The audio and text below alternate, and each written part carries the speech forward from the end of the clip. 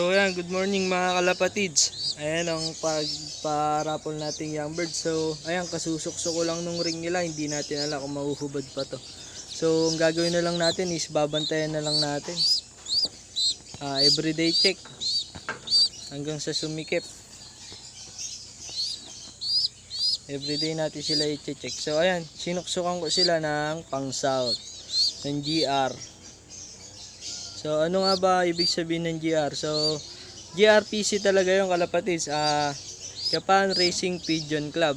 So doon kasi ako naglalaro, kaya ayan ang sinuksok nating ring. So ayan mga kalapatids, ring pa lang yan.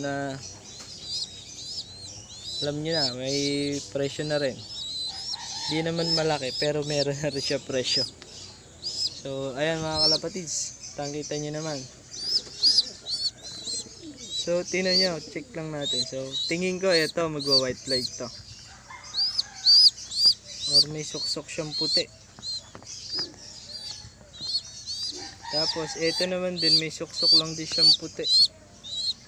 So sana maging healthy pa sila. So hindi naman natin sila pinapabayaan sa pagkain, vitamins. Sana maging healthy. Excited na ako magparapol mga kalapatids, kaya yun, paabutin nyo na ng 300. So yun lang, 300 lang. At may kasunod pa yung kalapatids pagkayari natin dito sa parapol na ito. May mag-i-sponsor sa ating isang kalapatids natin. So napakabait niya talaga sa akin, sobra.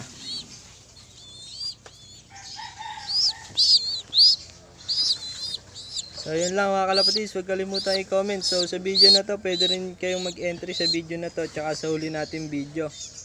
So yun lang.